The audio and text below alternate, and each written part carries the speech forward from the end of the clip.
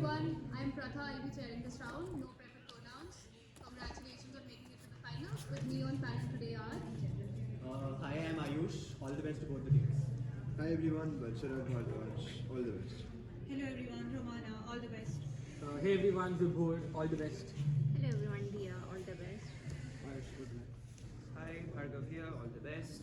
Hi, Anupriya. All the best. Hello, this is Robin, all the best.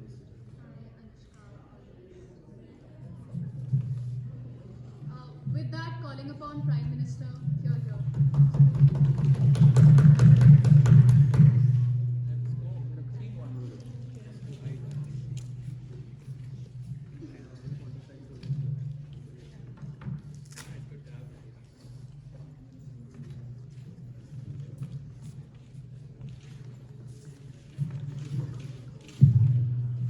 Hello, audible?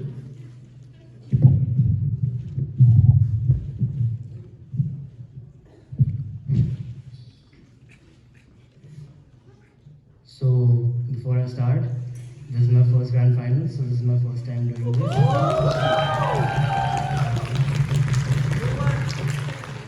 I'd like to thank, firstly, of course, the DTU DepSoc. I'd like to start with the fourth years, Vansh, Sai, for being the debate junkies and the extremely helpful people that they are. I'd like to thank them for all the 2 a.m. debate feedback sessions and everything they did. Also, I'd like to thank Ashutosh Bhogana because he's someone who's helped me in this activity during times I felt extremely lost, so thanks to him as well.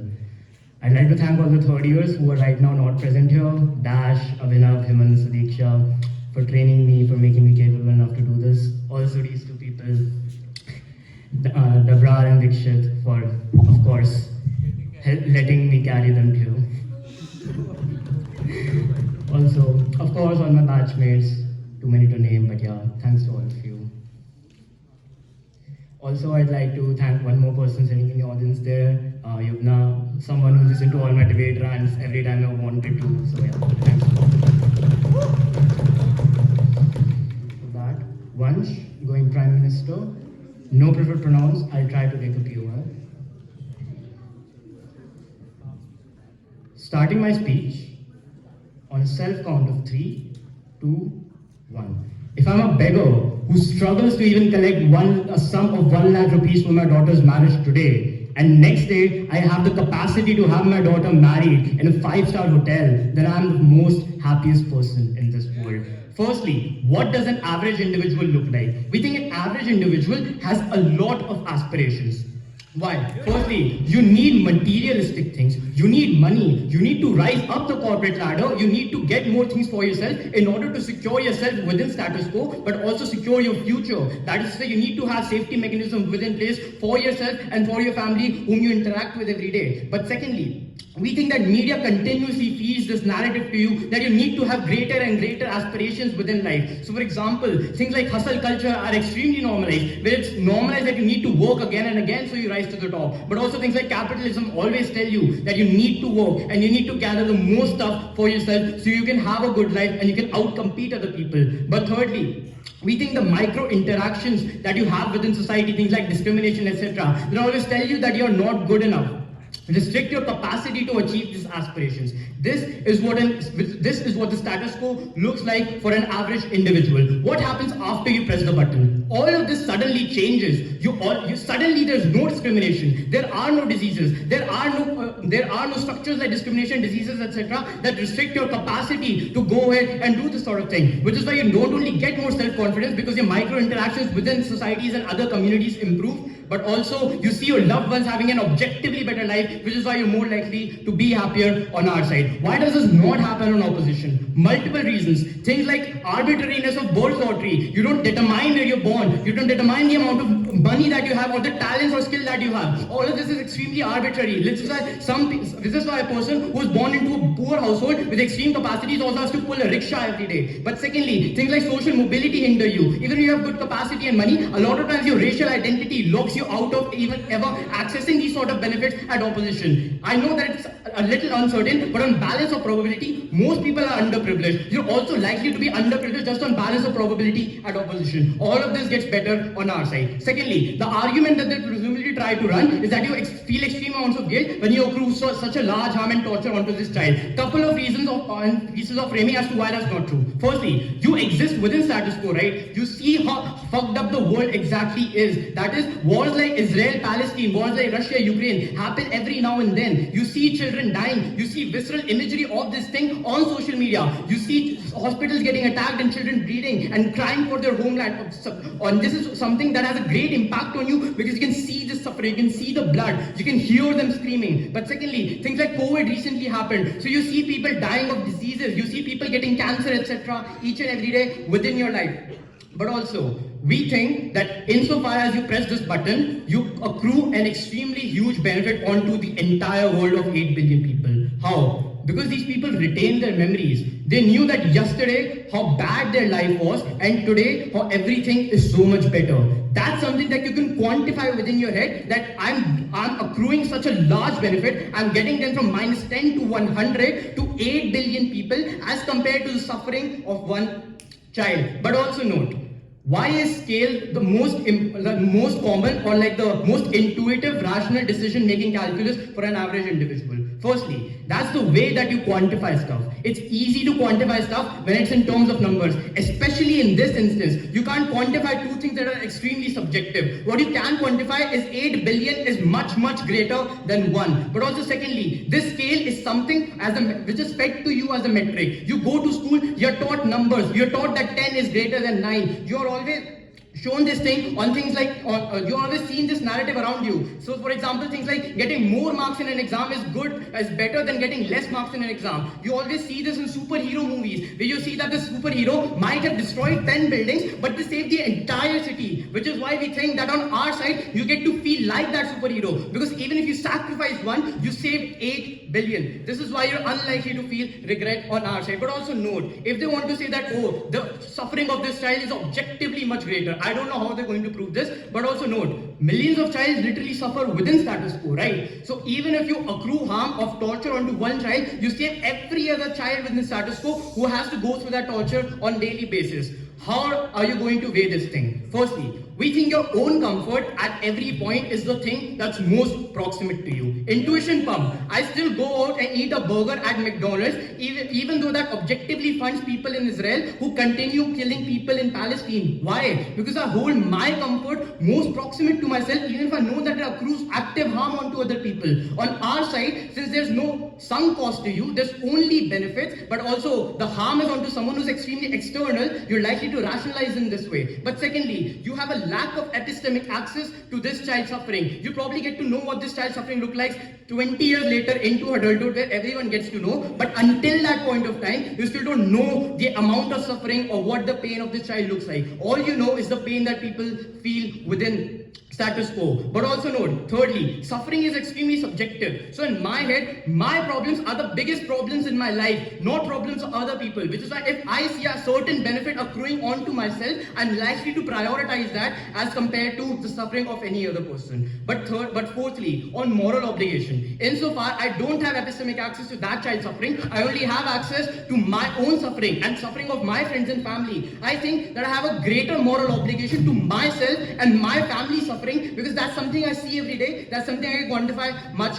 better. But also lastly, we don't know what's going to happen in future. So even if they want to claim that, oh, everyone upon reaching adulthood will see this child suffering and will undo it, you don't know if that's certain or not. That's extremely speculative. So you're not likely to take that into consideration at this point of time to begin with. Lastly, what's the comparative that op needs to defend? There are two possible comparatives. The context slide doesn't specify whether the button is going to vanish within the movement or if it's going to stay for the rest of your life. We win on both of those comparatives. Firstly, if the comparative is you need to press it right now and it disappear, on op you're likely to feel extreme amounts of regret and guilt. Why? Because every time you miss that promotion, every time your child falls sick or your wife falls ill, you're likely to feel regret that I could have easily prevented this. If I pressed that button that day, everything could have been prevented. But secondly, if the button stays forever, it's even worse for them. Because no, you're always tempted to press that button because of same mechanisms. Every time you suffer or you see your family or your child suffer, you're always tempted to press that button. So if that is the comparative, op needs to defend how you overcome this temptation for the rest rest of your life and you never press this button. That's the burden that they need to fulfill in order to win. Extremely proud to propose.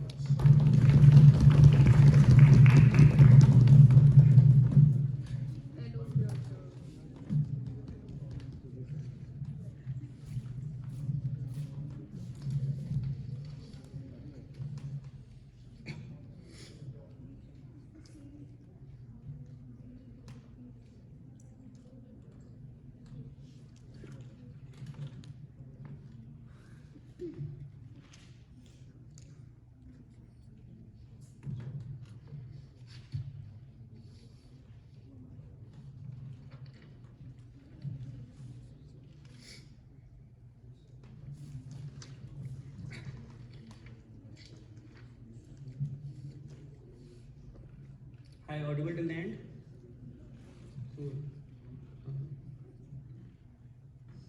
Shout outs at the end.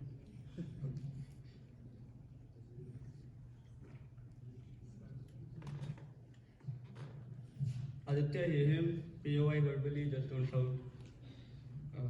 Starting in 3, 2, 1. Two things which you should underline in your sheets from one speech. One, people have aspirations. You also have aspirations. Two, you are against oppressive structures in general. This will come in handy later on. Note it.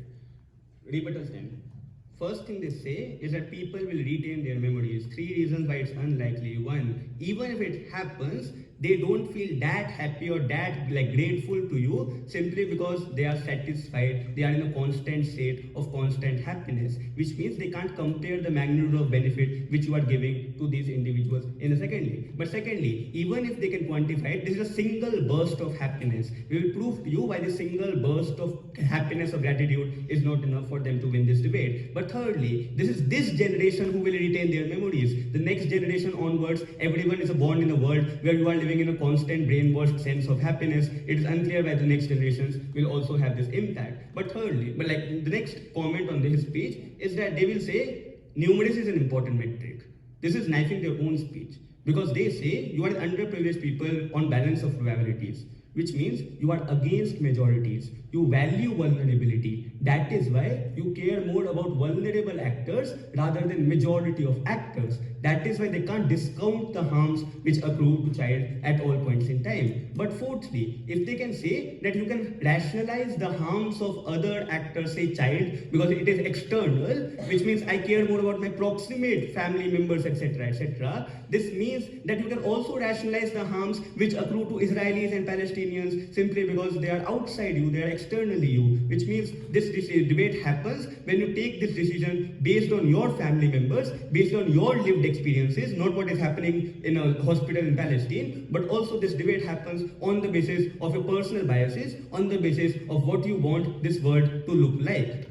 Framing then, 3 things. Firstly, what is the actor's mindset at a point in time he's making this decision? Because that is all this matters. This is not a post-facto debate. We don't care what happens after you press the button. This debate is about what do you think, what are you thinking while making this decision, and why this thinking is likely to push you to not press this button. 3 reasons. Firstly, you make a rational decision. They can't say that, hey, I had a fight with my wife and therefore I pressed this button, so it's not out of the hand. You are making a logical decision. The implication of this is that metrics like intensity of benefit or harm or net positive or harm to the society as a whole is something which comes within the ambit of this debate. The second thing to note is that you make this decision based on not memories or personal biases. What are your memories likely to look like? You are an average person, which means sure you have aspirations, this is their cadec, but also you have successfully fulfilled certain aspirations in the past, which means when you are 18 or 19-year-old, you probably had an aspiration to go and study in SRCC. Probably you are studying in SRCC right now. The idea is that you have successfully gone ahead and fulfilled certain aspirations in your past. These are memories which you retain right now, and these are memories which you cherish and value at all points in time, which means you will note or take note of the fact of the dopamine which you got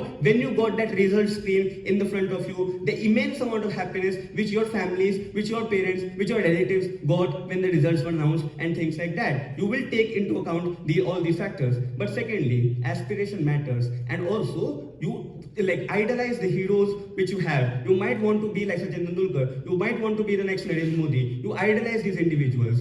all this idealization is something which they can't live on their side because there's literally no aspiration on their side of the house. But thirdly, you also go ahead and value the process out of which you fulfill these aspirations, which means you don't not only value the end goal, you also value the hard work which you put in studying for that exam, which allowed you to break from that cycle and actually achieve something. You don't want to discredit all of this trial and all of this effort which you have put, which your family have put, because look what is happening on their side of the world. No one is trying to achieve something else. You don't want to live in a world where literally there is no one trying to go ahead and better their lives. There's literally no higher level of happiness and things like that. But thirdly, you prioritize proximity over other because you have lived certain lived experiences. Two things further on what does this world look like then.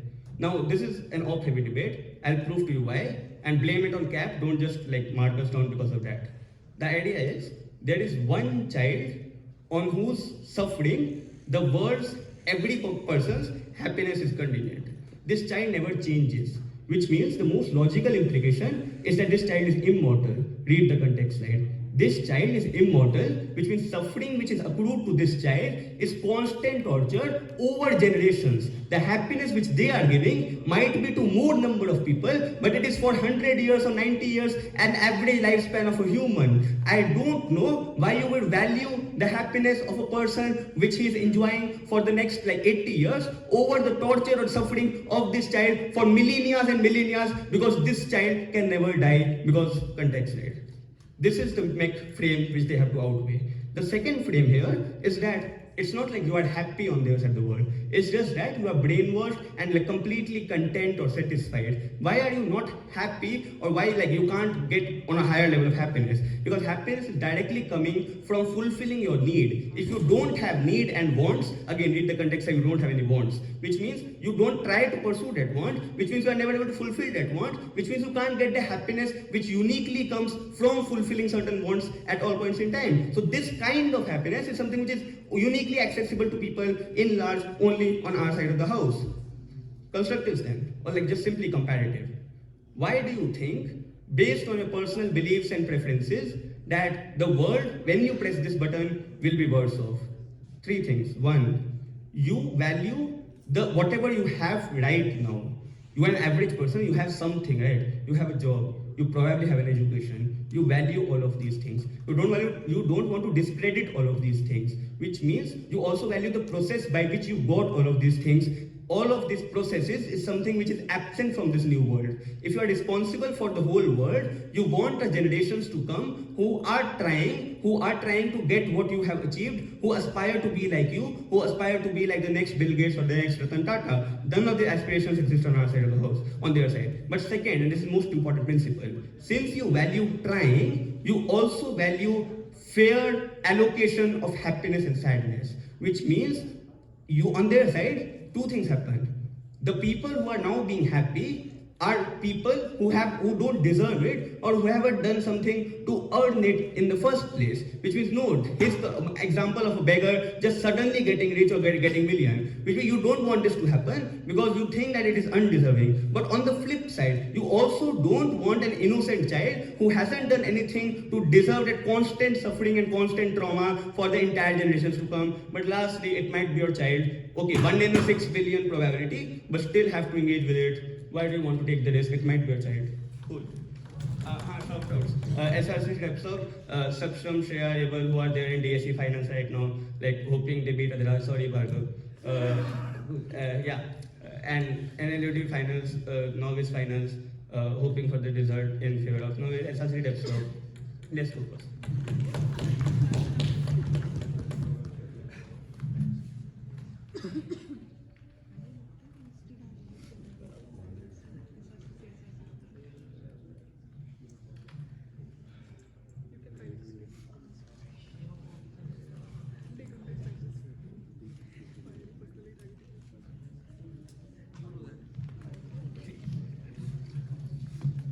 Hello, Saatvik going DPM. Starting with my speech in 3, 2, 1, start. I agree with what Jha says. I agree with all of it, except there is nuance to this. understand that a poor person might not want a rich person to get richer. They probably want this rich person to get poorer. But what do you choose is the question, right? Would I want to have equal amount of wealth as a rich person? The answer is yes. And if I know that that rich person doesn't deserve as much wealth, but I still get that much wealth, I'd still do it. Which means that rich person might be an immoral actor, they might be a murderer, but as long as I am also in the same privilege as them, I'll choose that. So anything that you want to say that, oh, you're vindictive and you're anti-establishment, sure. But if you get all of that, you probably aren't as hateful towards them because you can understand their paradigm in the first place. But secondly, they talk about how all happiness from life goes away if you have all money. What do you think people who are children of billionaires do? Like, they also have aspirations, they also have things that they do in real life, and they also push towards going for things. And I don't understand how any of that then makes sense, right? But then notice, right? They talk about the mindset you make this decision with. Is this a rational decision or not? Panel, notice, now nowhere in the motion does this say that you have to make the decision right now, which means that this decision can be made. And if ever you press the button, government wins. Why do I want to say this? Because notice, I think Vansh does this in his end of his speech, right? Two comparatives. A, the button goes away, A, the button doesn't go away. But we'll deal with the one that the motion clearly talks about, where the button stays.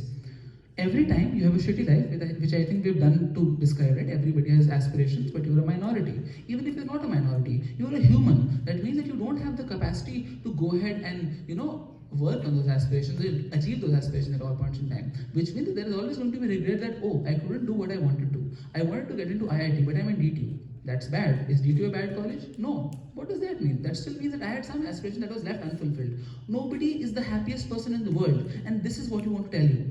Motion fiat says you are happy.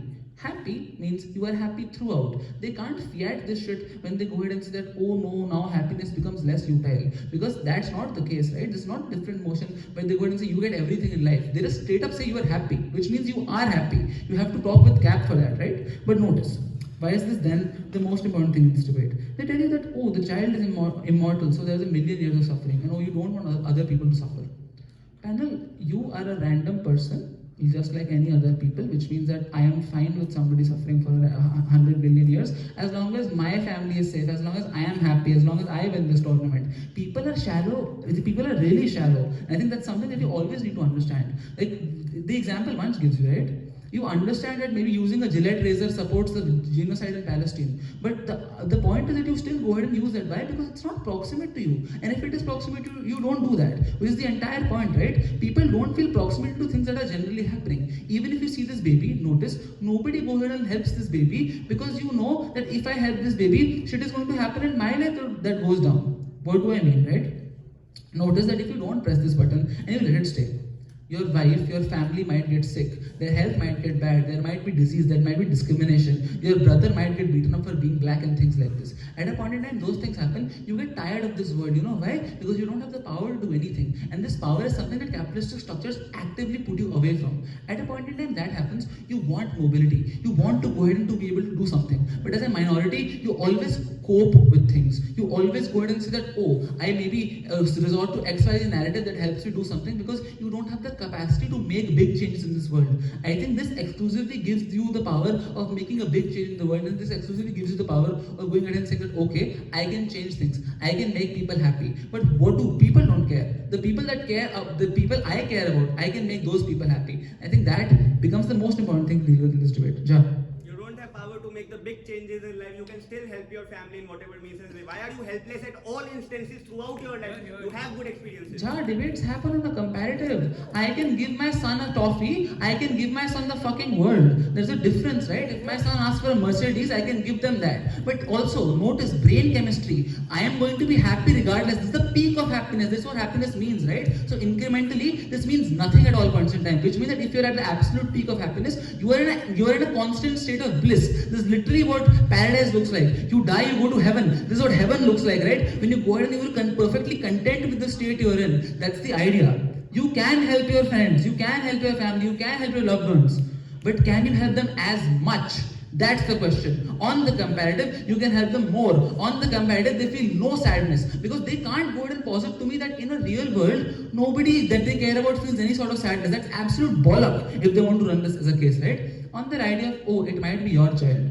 You know what? Every time I drive my parents in my car outside, I might die because of an accident. But notice, people don't think like this. People think in terms of probability, not possibility. Because every time if you think in terms of possibility, you don't go ahead and take that test. You don't go ahead and ask somebody out. You don't go ahead and take a risk. The world works on probability. You analyze that, oh, is this likely going to happen? If yes, I'll do it. If no, I don't think about it. Because then you live in a constant state of paranoia. The state might be preying on me. Probably somebody else wants to kill me because they were looking at me like this. There is a probability of doing that. I probably look at one of the judges and I feel that they want to kill me. But do I act on that? No. Why? Because I know that that's not a rational thing to say. I think this rationality is what blows Jah's speech out of the water straight up at all points in time. Final decision-making calculuses happen on two fronts, right?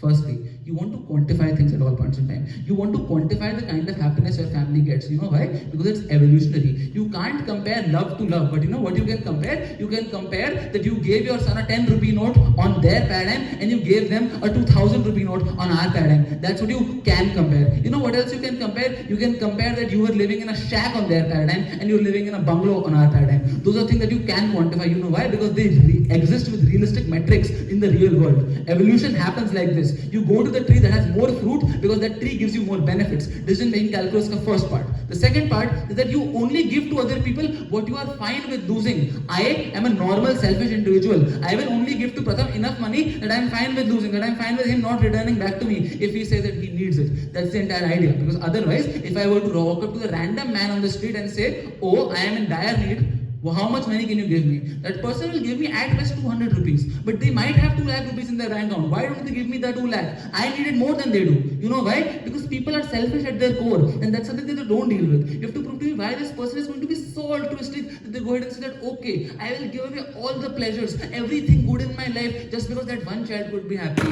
Go to hell with the child, man. You don't care about this baby at all points in time. Even if you save the baby, you think of your child and say that my kid could be like this kid if I have this kid. And that's the comparison you draw. That my child might be in this situation. My child might have gotten born by somebody. You understand the world that was in the past. You know how bad it can get. You don't want that for yourself, your children, your family, or anybody but that one kid. Because you know what? Scale.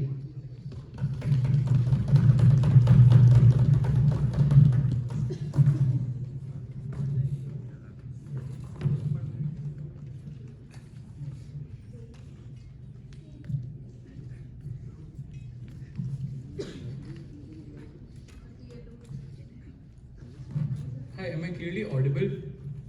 Perfect. Shout outs post speech. Because I have a lot to say.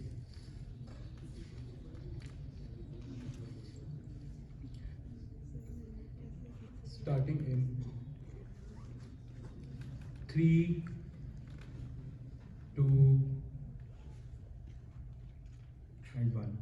This debate starts at a point in time once you're making this decision in terms of pressing this button or not.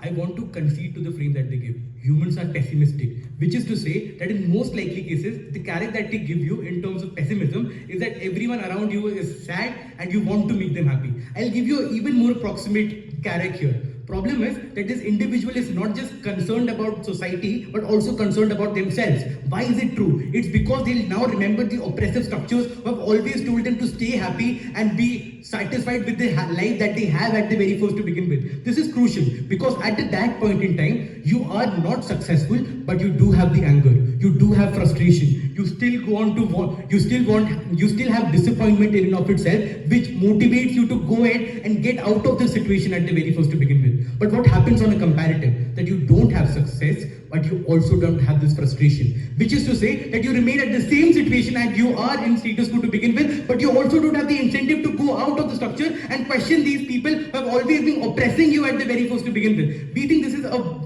bigger harm here simply because this attacks the actor in and of itself to begin with and not the people around them. We think at that point in time, just by the proximity weighing that they were able to establish in this debate, I think we are able to take this clash at the very first to begin with. But secondarily, what is also important in this debate is the idea that you feel justified for everything that has been done in front of you, which is to say that humans are not just operating in terms of always staying happy, they also stay happy just by feeling satisfied that they actually gained justice out of things in and of itself to begin with. The problem is that on their side, you still have miseries, but you are content, you're always happy, so you don't feel this urge to always question the structures who are always above you in and of itself, and they always go ahead and threaten you at every single point in time, but you don't have the point.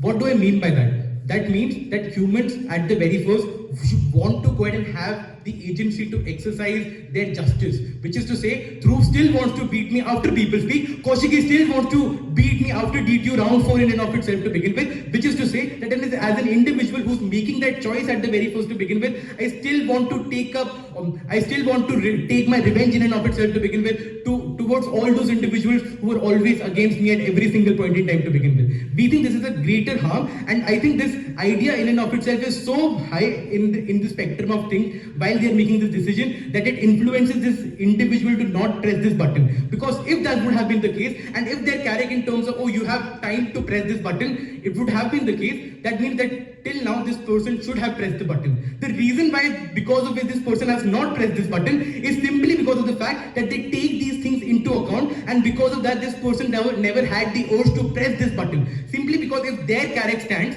and if they want to go ahead and like have this urgency, why is this urgency right now? If their character is in terms of people, misery, etc., why is this misery only on, what is the day today? Whatever it is, why is this today? Like, why has this not come in past in and of itself to begin with? We think this urgency in and of itself is not established, and I think GovWhip has to bring an entire new constructive to build this idea in and of itself.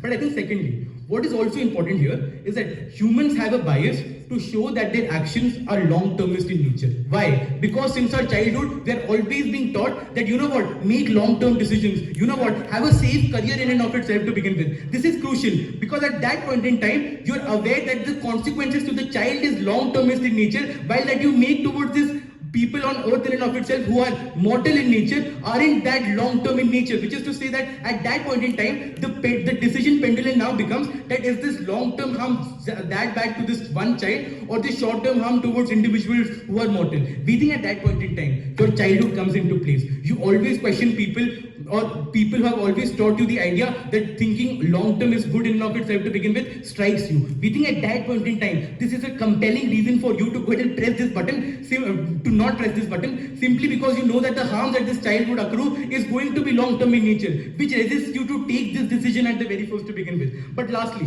what is also important in this debate is in terms of their idea that every other child goes through this trauma, but the child, and that is why this child's pain is not going to, make any substantial difference to you. Problem is that not every single child is facing that pain because of you, but you know for a fact that this child is facing that pain because of you particularly. This even puts a greater harm over this individual, simply because now at every single point in time, you see a child struggling in their life but still being happy. You remember that child every single point in time, thinking that, you know what, the reason because of which this child is happy, even while at the misery of its life in and of itself, is because another child is getting harmed because of that every single point in time. We think this recalling in and of itself is so harmful that this individual is not letting himself press this button at the very first to begin with. But lastly, I don't get the delta that they want to provide in this debate, because the delta is that you are happy in the life.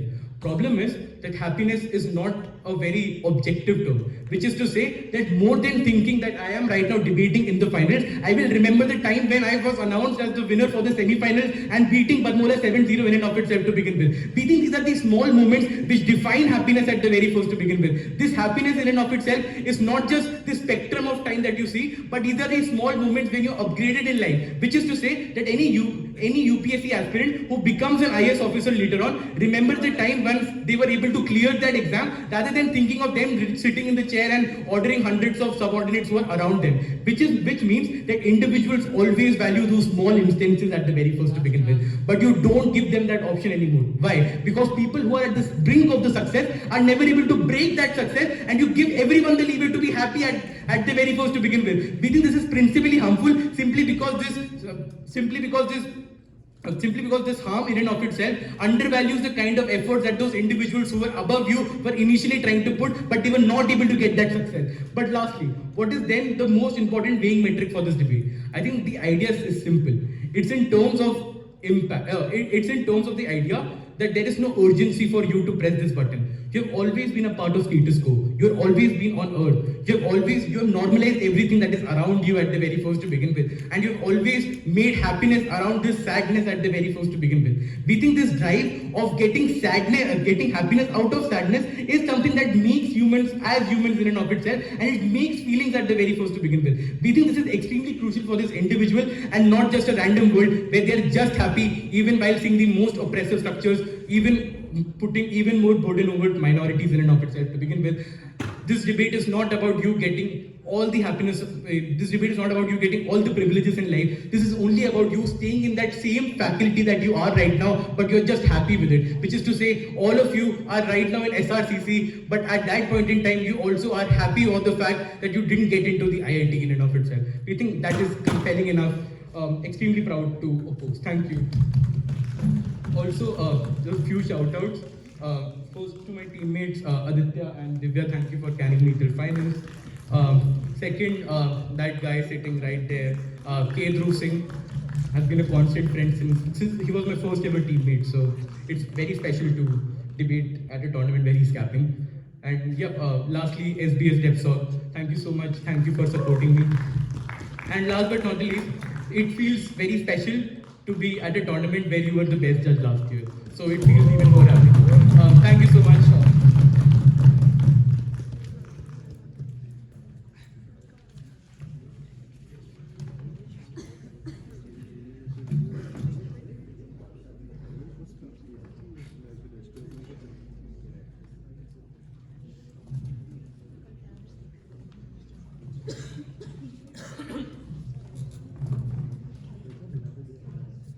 Calling upon government with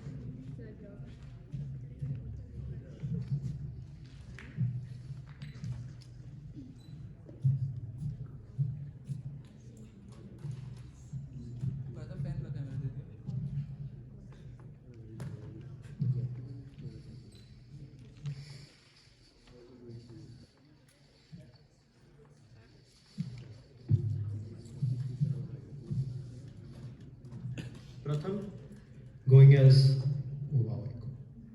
Pratham, going as Gambhir. I take a POI definitely. I take it post 5:30. In 3, 2, 1, go. People can be religious, people can be not religious. People can be moralistic, people can be not moralistic. There's no context or there's no idea of how this person feels or what this person actually wants. But the proper thing that we can claim in this debate, and one thing that is common across all individuals, is that all individuals want personal gain and all individuals want to get rid of suffering. There are very intuitive reasons for that, right? Suffering reduces your efficiency because you're mentally blocked, because of which your capacity to make decision making rationally and your ability to do things happily is already reduced. Suffering reduces your capacity to probably feel secure and feel happy, because of which you do not want to feel suffering. But suffering, when you compare with other people who are happy, makes you feel even worse, because of which you go down a spiral of feeling worse and worse, because of which people do not want to feel suffering. This is foolproof mechanism to say that most individuals would choose their personal happiness in all of the instances, as opposed to probably comparison with what other people feel or probably caring about other people's lives, etc. But first, responses to Advaith. Advaith says that you won't be able to question power structures, because of which the struggle is lost, and that is why it is bad. First, why is there a need to question power structures when the problems that these people were facing in the first place are solved? The world that we are imagining is the one in which all of these problems are absent. There is no suffering, people are rich, people do not have any diseases, because of which all of the contributing factors for which you might need to question power structures are already absent. Why do you need to question power structures? But second, we feel like they had to prove why people think that the cause of their suffering is the majority class and cause of their suffering is the rich people. Because I can just posit that probably people feel like the suffering is because of the karma that they have incurred in their past lives, or because of things that God has planned for themselves, or probably because of wrong decisions that they took in their whole life. Because of which I'm unsure why the contributing factor to you feeling bad because of your condition is actually the rich people and actually the majority class. But third, we feel like in most of the instances, people do not actually go for struggles and fighting against the majority and probably contributing in movements because of a lot of reasons. First, it is slow and ineffective. You disproportionately disproportionately weaker than the majority class, because of which you have limited capacity to oppose and limited capacity to achieve your goals. Second, we feel like it deserves a lot of effort and time. A common individual cannot take this time out of their job, time that they have to allocate to their family, friends, etc., to contribute in struggle and to contribute in movements, because of which most individuals don't. But third, what is the extent of questioning that an individual can do? I, as an individual, the max thing that I can do against Modi is probably put out a tweet or probably do personal commentary in front of my friends. Other than this, the tipping point for any sort of pragmatic change to come is collectivization. Unless they prove by collectivization happens and any sort of pragmatic change is possible in this world, they cannot claim the benefits of you fighting support structures. But fourth, which is the biggest fucking reason, we feel like in most instances you cannot question power structures or you cannot expect power structures to make moves, because that pushes the accountability and the decision making power on the power structures. We feel like in most instances individuals prefer keeping the decision making capacity in their own hands, because that is when they have certainty that the thing that they want will happen. This looks like people contributing a lot of charity to Ukrainians and Gazans instead of probably contributing efforts to probably questioning Israelis and probably pushing efforts to stop Israelis, or probably contributing to charities for the poor, because you cannot erase the contributing factors for why people suffer, but at least you can do your own part in helping them, because it keeps the decision making capacity in your own hand and your certainty of the outcome of your action. Because of which we feel like in this instance, when you have the capacity and the decision making power to eradicate all of the problems that people suffer from, you're likely going to default to this alternative, given that the comparative of struggle is something that is unachievable and most individuals do not intuitively go for that. Second is the weighing on personal gain as opposed to morality. Realize what have we said from the first speech? The argument of you feeling better because lesser people are suffering was a mitigation to the argument of guilt, because I knew that they will bring up the argument that you feel guilty that the child is suffering. The problem is that human mind inherently is wired that we quantify things to compare, because it makes decision making easier. You cannot compare abstract concepts because you cannot come up to a decision. I cannot compare the love that I have for my wife, the love that I have for my girlfriend, and the love that I have for my mother, because there's no quantification. Quantification of things makes comparison easier and it makes decision making faster, because of which humans default to quantification and comparing things on the basis of scale and number. We feel like because of this, given most humans function on this basis, this average individual is also going to default to quantification based decision making. Given that you're saving a lot more people from suffering and you're helping a lot more people on scale, the guilt that you might feel out of not helping this one child is going to be largely mitigated. But second, this is the biggest weighing in this debate. Why are narratives of self-gain and you prioritizing yourself more important than morality?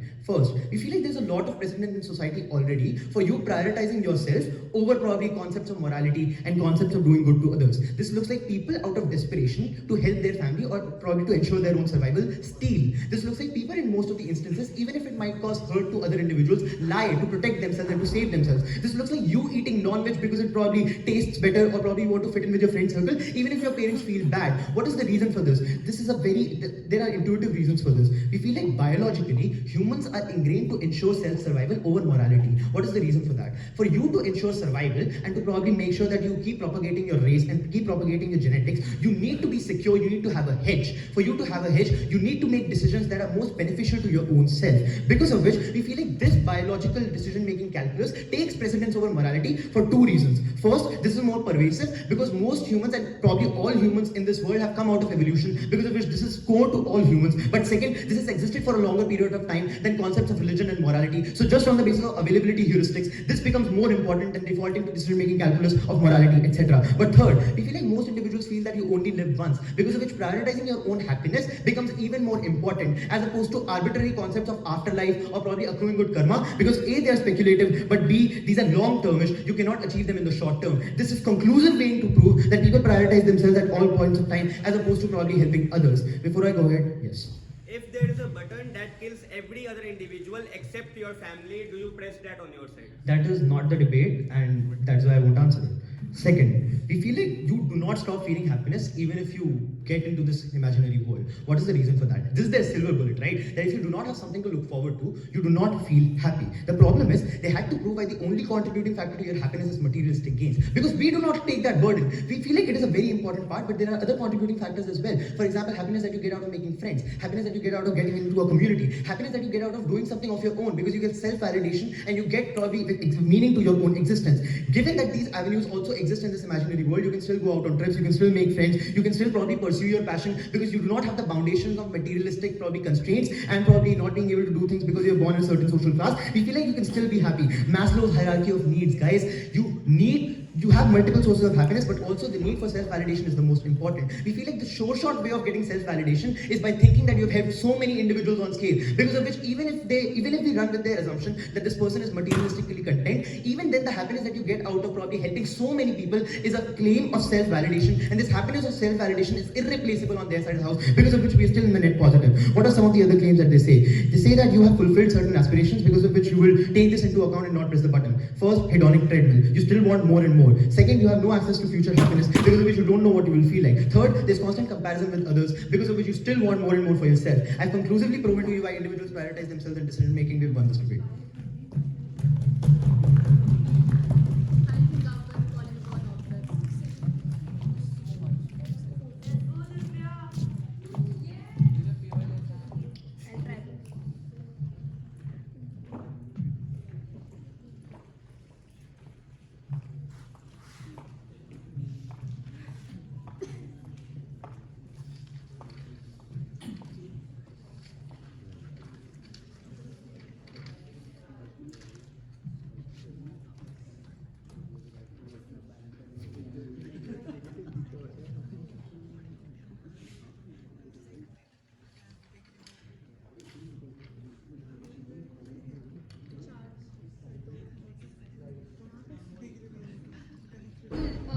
Before I start, a couple of shout-outs. Firstly to my teammates, Aditya, Advaith, for being great. Also to DBC people, Aditya sitting in the audience, Kritane for being the best senior. Also to Simarjeet for being an amazing teammate always, for being the best senior, for teaching me all I know and for being everything that he is. Cool. Starting speech, 1 minute. Starting speech in 3, 2, 1. I'll respond to Pratham's speech first because this is important. Note the contradiction that comes in their case is important, and that's something that's signaled through Jha's POI. We tell you why numeracy is something that can't be weighed in their side for 2 reasons. They claim 2 things in the same breath. They say 1, people are likely going to care about proximate actors because those are the most important people to you. But secondly, they also claim that utility in terms of scale of magnitude of impact that you're able to create is something that matters the most. I'm unsure which of these 2 is true, which means if it is true that people who are the most proximate to you are important, I'm unsure why everything else and all of their other cases with regards to why minority and vulnerability becomes the most important thing with regards to you wanting to just deliver to the population becomes absolutely irrelevant in this debate. What is the debate then about? Note panel. 2 things then. I'll go over and dissect like Pratham's speech first. He says that you don't really care about the fact that, like, you care about numeracy because you know that people are positively affected. The weighing of this argument is simple. In their side of the house, the nature of suffering is always going to be perpetual. It's true for a couple of reasons. Note how 1, this child is never going to be taken out of the sort of misery that they're in, but secondly, it's an action that you are initiating. Note that is important on weighing, because in our side of the house, you know that even if people who are positively affected are having a better impact, except the problem with that is that 1, that's an action that you are taking, which means that you know that 1, the sort of happiness they have is probably going to end at some point in time, because it's not perpetual in nature. Life comes to an end after some point. But secondly, you're more in guilt in our side of the house simply because you know that you took it upon yourself to assume that this is the best outcome in and of itself, which means that you thought that, oh, happiness means that it's going to be perpetual in nature, except you know that it's not going to be. What is then the weighing in this debate, and it's important. Note panel, what is the mindset within which this individual is going to take this step in the first place? It's important. 1, you're probably going to think about every time you felt amazing. This is important to note because just in terms of the brain, the way brains work, right? I'll think about the time that I had a promotion. I'll think about the time that my relationship was starting and had a honeymoon phase and then it became better and all of those things. All of these things are important because as humans, we value the idea of validation. The reason why validation is something that happens in our side of the house is because you know that happiness in your side or in the world that you will continue living in our side is always going to be incremental in nature. The status or the nature of happiness in their side is something that they never engage with. They say that, oh, you still have needs. Except no, bro, the context literally says you don't have needs.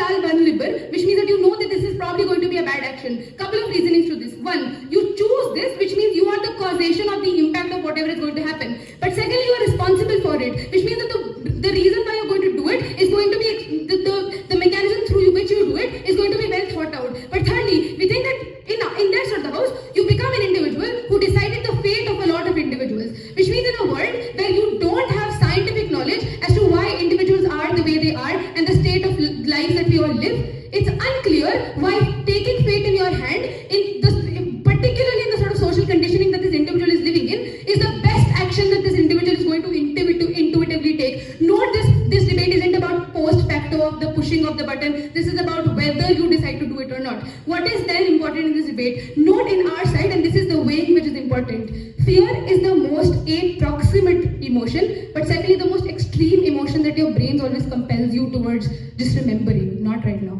The way brain works is that it overinflates your emotions in the way that any harm that you ever felt or any positive emotion that you ever felt, it's going to over-romanticize the idea of it just because that's how just like the way your brain works. Which means at the point of time, this individual is wanting to press the button, they're going to think about every single time that they were able to feel better because of things like validation, because of things like them being a better human and all of those things, and how that will cease to exist and the sort of impact that will have on the other people that they're going to be impacted by the virtue of this action in the first place. But then what is the weighing, and this is important, why the feeling of validation vanishes in their side and why it's excruciatingly important for this actor to probably not press the button and the reason they do not press it. The way gratification works and why it's important. 3 reasons. 1, it's an incentive for individuals to do good, which means 2, it's something that probably helps to improve your connection or just like relationships with people. But thirdly, gratification is the only cursor for you to probably take any sort of action. Why is action important? And this is something that this actor cares about in the first place. 2 reasons. 1, you as humans yearn the idea of being valued. It is true for a couple of reasons, because we at all points have the willingness to seek exclusivity, have the willingness to seek kindness, other people being good to you, doing acts of services that are literally good and probably praise you for the things that you do. All of these things are important, not because you are at all points in time you want to be valued as a human. This is something that you've probably developed in your mind because you also have probably worked hard to develop the personality that you have in status quo, which means all of this is excruciatingly important to you because you at all points had gone ahead and dealt with all the harms that exist with regards to you not being the best human and having felt the sort of harm that it pushes on you, which means this necessarily creates an incentive structure for you to do better things and had created incentive structures for you to do better things by the virtue of which you were able to just like accrue a lot of validation for your own self. Why is all of this important? We think this is what comes in their second speech, and that's why it's absolutely crass. They say happiness is just better because you're able to achieve that in their side. The weighing of this is simple. At Gov, it's a constant state of being. It's a coerced concept onto you because it's not something you choose. But thirdly, it's not incremental in nature. In our side, it's incremental. Aspiration is something that keeps going. But thirdly, the ambiguity with regards to the concept of whether you'll be valued for something or not is something that is pertinent in our side. The impact in terms of weighing this is simple. The value of whether you will be at any point in time be able to probably live a better life is something that goes away from their side of the house, which means that in their side there is no incentive for you to seek betterment and things like that. Why do we then win this debate? We win this debate simply because the sort of the harm that the child will accrue is something that this individual doesn't want to do, simply because they are aware of the sort of magnitude, the harm in terms of the magnitude that it has on that person, which means just in terms of why you'll never be able to probably do away with any amount of like the idea that you are now creating a world where you're gaslighting people into believing that the sort of situation that they're in is probably good because it's something that they were always in, except they don't want better because they think they're in a good state and you did it. I don't think we'll do it in our the house, never proud to.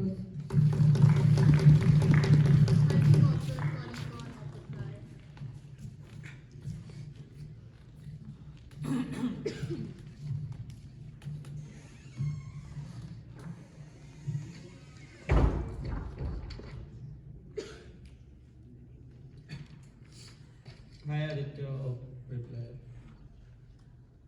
Starting speech in 3, 2, 1. 3 logical gaps in this case, they can't fill it in reply. Firstly, they say people are really shallow, they only think about themselves. This is in direct contradiction. This does not engage with 2 competing analyses which we give. One, in my speech, when I tell you that this decision is likely to be rational, which means you don't make this decision only on the bad experiences which your family have had, you also make decision on the basis of the good experiences which your family have had. Why then are you a nihilist? They never prove. Secondly, they also note that Advaith gives you a second reason why you are unlikely to be shallow, because people also have incentives, or people are also taught right from their childhood that to think long term. That is why you invest in gold instead of investing in penny stocks, simply because you are thinking long term. That is why you create children, because you want legacy. That is why, because you are thinking long term. They never engage with this analysis that people are taught to think long term. The second logical gap is that happiness is like the kind of happiness which they are giving is absolute. No, it's not. It's one kind of happiness. Why is it not absolute? Because note, there's a unique kind of happiness which you can get from fulfilling your need. For that to exist, you need to have a need. Billionaires' children also feel like have aspirations because they have need, because they want validation from their friends, because they want I don't know, they have pimples, they want to remove them, whatever. The idea is simple. They still have needs and wants. Context slide says you don't have needs and wants on their side. You can't have aspirations on their side. You can't get that unique happiness which you get from fulfilling these aspirations on their side. The third logical gap in Pratham's speech is that biological precedence weighs over morality. Divya has already told you, simple intuition. If by their own logic, their first two cases were built on morality. Or what kind of morality? Utilitarian morality, which means if I am getting benefit to 6 billion people, I'm okay to take it trade-off of one harm. This is a moral framework. But then they say that behavioral things is weighs over morality. If their Pratham speech is true, then that means if they have a button which kills every other individual except my family, I will press that button because now my family can never have to do any work. I will get all the resources in the entire world, which is non-moral, which is not what their first two speakers had told to us. There's a direct contradiction in those terms. What are the harms versus benefits then in this debate? The only benefit which they can prove is in Saatvik's speech is that extra happiness. You probably is not able to fulfill every need and desire of a family right now. You want to fulfill that. Why is it less important? Three things. One, it is less important because it is temporary. They never weigh this time factor. If people make decision on the basis of quantitative factor, then time is also a quantitative factor. Why is number the only quantitative factor? The secondly, this extra happiness is less important because it can be gotten, you can achieve it anyway on our side as well. Because no, their own case whole case is based on uncharitable framework that you are from a minority community. No, you are not. Because balance of probability which Vansh tells you, minority dictionary definition, you have less in numbers. Which means on probability basis, if you are an average person, you are likely to be from a middle class. Which means you have some capacity to go ahead and get this extra happiness throughout your life. You can call a fucking doctor if your wife is suffering or mothers are suffering, etc. etc. That is why this extra happiness is less valuable because you can anyway achieve it to some extent on our side as well. But thirdly, you don't want to be seen as oppressive structures if you hate them so much. Which means what do religions tell you? They tell you that it is okay, God will help us, etc. etc. If you hate it, if you don't, then you also don't want to be like them. Which means you don't want to brainwash everyone into believing that you are okay. This comes in Advaith speech when he tells you about coerced choice is something which is bad and which this actor does not want to impose on the world at large. This also comes in Divya's speech when she tells you that religion is something, or oppressive structures is something which you naturally hate, and that is why you don't want to be like them. Which means you don't want to follow the policy of brainwashing individuals into thinking that you are happy. What are the harms then which far outweigh this extra happiness benefit? The constant, never-ending suffering of a random child. This is a huge harm which they never engage with except the 1 minute of Saatvik's speech when they tell you, I don't care. Okay, you should care. Prove why you don't care. Engage. A shout out to teammates. I left it for us. Advaith and Divya.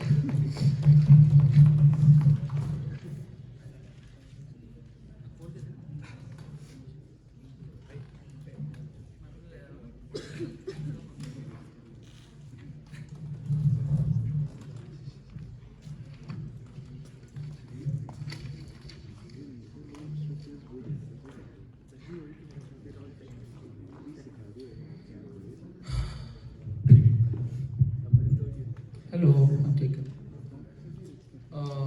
DPM going reply. Starting with my speech. In 3, 2, 1, start. Panel, call the lie that they've been telling you. Read the context slide before you give the verdict. The context slide nowhere mentions that you don't have needs. It only says that you are fulfilled. Fulfillment is different from having needs. Fulfillment is an emotional state of being, which means that if I am happy, that might lead to fulfillment, but that does not necessarily mean fulfillment. Fulfillment is the end goal of everything. It's a holistic concept at all points in time. So them saying that, oh, you don't have needs is absolute garbage at all points in time, right? But notice, this is a this house would motion. What is the opposite of this house would? This house would not. That's what they have to defend, which means the burden that's placed on their side is to defend that they would not press the button in any circumstance. Karak throughout our speeches says that the button stays regardless of whatever you do, it doesn't go away. Which means that regardless of whatever happens in your life, you will not press that button. You will not feel or give in to the fact that you are dying, your wife is dying, your son might die. You can call a doctor, except it might not work. You might be in positions where you are in an absolute shit position. You can't do anything about it but cope. And this is where the idea of, say, happiness comes about. That, oh, you feel happy because you see the peaks in life. You know what? What follows a peak?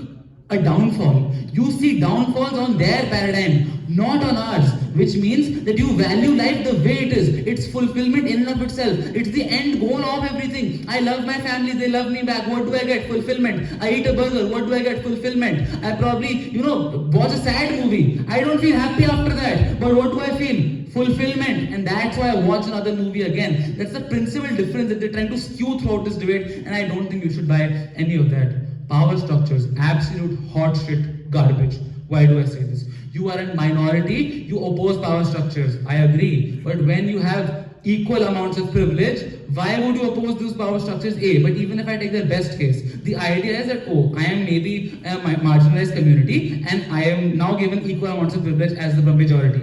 I now say, resent the majority for having equal amounts of privilege when they didn't see as low of life as I did. Okay, it's fine. At least both of you are in a very good position. They had to prove why this resentment that you feel is going to be something that you need to weigh in this debate at all points in time. I don't think that's what you do, right? But notice, even if you feel guilty, which they never proved to you, I literally tell you why you care about things more. Even if you feel guilty for that child, you can rationalize that guilt. It's an actor's motion. What the actor cares about is the most important thing. I have saved 8 billion people from their suffering. What is one more child? You've noticed this, you've seen this in status quo. And this is where the idea of, oh, there is a contradiction at Gov, that they tell you that people are selfish, but people want to help people. Man, there is nuance in debating. The idea is that you help people till it doesn't hurt you back.